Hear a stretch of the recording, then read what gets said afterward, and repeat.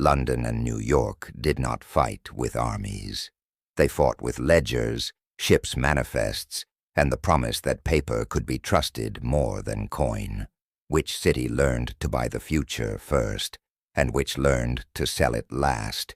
Which system buried the other under its own money? In the late 19th century, the city of London smelled of coal smoke and ink.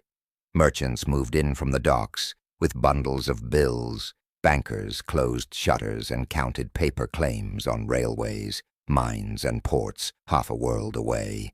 London did not just trade goods, it traded credit. By the eve of the First World War, London's exchanges raised roughly half of the world's international capital, a figure that sounds impossible until you picture fleets of bills being discounted across the Thames. How do you run an empire on credit?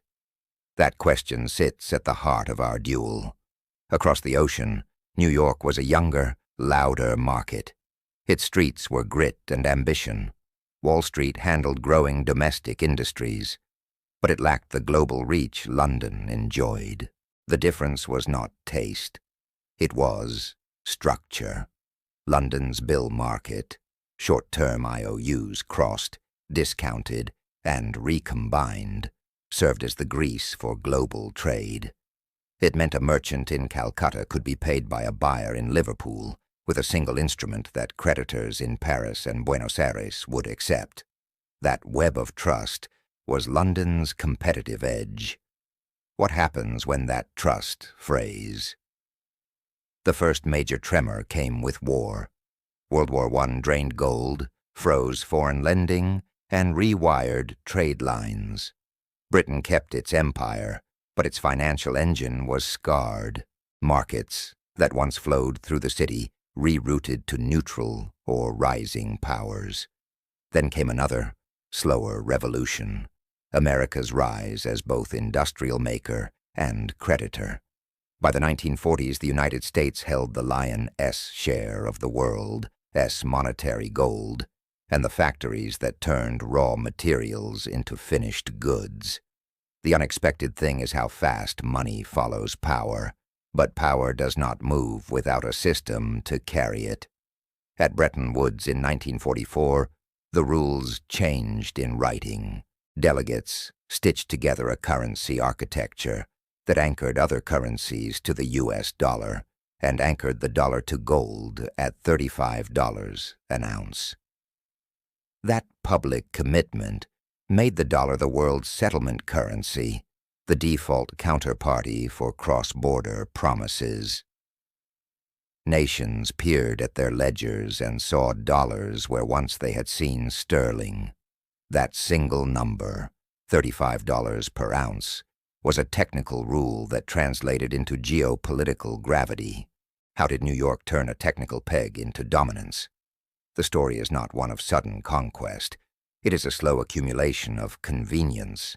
New York's markets deepened. Government securities, corporate bonds, and a gargantuan domestic savings base that could underwrite global loans. U.S. institutions sat at the center of post-war reconstruction, lending, underwriting, and guaranteeing a new order of trade. Meanwhile, London adapted in ways that looked like defeat, but were actually a pivot. When U.S. rules made dollars scarce abroad, a new market was born. The euro-dollar. Offshore dollar deposits began in the 1950s and exploded into the 1960s and 1970s, giving London a second life as the marketplace for dollar credit outside U.S. regulation. A market born of avoidance became an instrument of survival. What does a city do when the rules shift beneath its feet? Imagine a clerk in 1880 London, the ledger open by lamplight, running his finger down columns of bills and endorsements. Now imagine a young trader in 1960s London, cigarette ash falling on telephone dials, taking anonymous dollar deposits from foreign companies. Different centuries, the same instinct. Find where money moves and build a place for it to be traded. The contrast is a lesson. Institutions that outlive regimes are those that master the plumbing of finance. But plumbing can burst. That burst happened in public view 3 times in the 20th century. First, during interwar disruptions when exchange controls and retrenchment hollowed out London's bill business. Second, in the late 1960s and early 1970s, when mounting dollar liabilities and shifting gold flows made Bretton Woods unsustainable. Third, with the deregulations and market innovations of the 1980s and beyond, that remade both cities into specialized hubs, New York in securities and finance, London in wholesale, cross-border intermediation, each rupture rewired who lent to whom and at whose cost.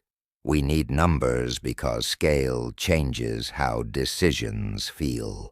By 1913, London was the clearinghouse for roughly half the world's international capital. By the late 1940s, the United States held a decisive share of the world's monetary gold reserves, giving the dollar credibility as the anchor of the system. By the 1960s, the euro-dollar market rose from almost nothing to tens of billions of dollars in deposits, allowing dollar credit to float outside American regulation and routing global liquidity through London's bazaars. Those facts explain the mechanics. Money is power when you can manufacture confidence and route liquidity on your terms. But who pays the price when confidence cracks? Human stories show the cost. Picture a textile exporter in Bombay whose firm accepted sterling credit in 1912.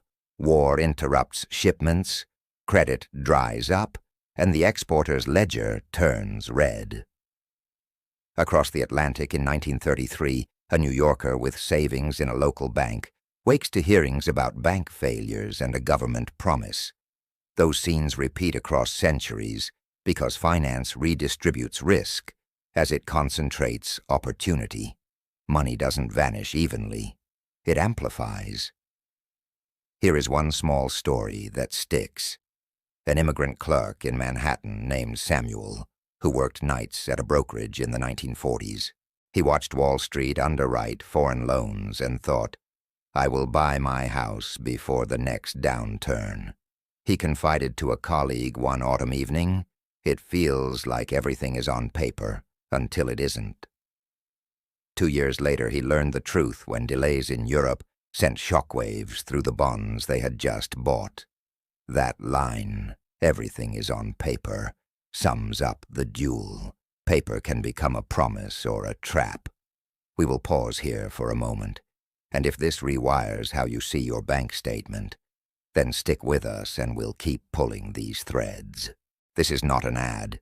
It is a promise that the story keeps getting clearer if you follow it. The mid-century transition did not erase London.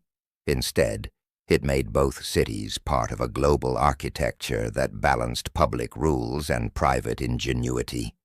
New York won the post-war era by aligning national power with market depth. London fought back by making itself indispensable to the offshore flows that national rules could not touch. The modern parallel is obvious. Today, a handful of payment rails, settlement systems, and data centers concentrate systemic risk. Central banks set rules, but markets invent workarounds. The pattern repeats in cryptocurrencies, shadow banking, and cross-border capital flows. The lesson is old. Wherever liquidity concentrates, someone gains a structural advantage, and someone else picks up the risk. 3 takeaways should sit with you. First, financial dominance is not a natural fact. It is a built structure of law, convention, and instruments that can be moved. Second, credit markets amplify both growth and fragility. Convenience breeds complexity that can fail in cascading ways. Third, the cities that win are not always the loudest or the richest. They are the ones that master market plumbing and keep the promises flowing.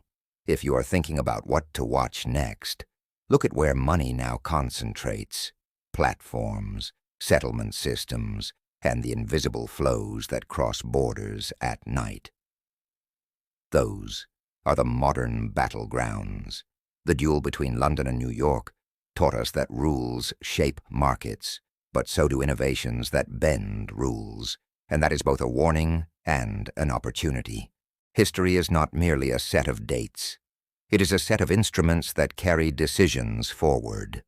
The verdict of the last century is that financial capitals rise where the architecture fits the age. Imperial credit in the 19th century, state-backed dollars in the mid-20th, and digital rails in ours. The rest is adaptation and consequence. If this episode shifted how you look at a bank balance or a headline, come join us, subscribe, and tell us what thread you want us to pull next. We are a small community of people who like to read ledgers and ask uncomfortable questions about who writes them. That duel is not finished.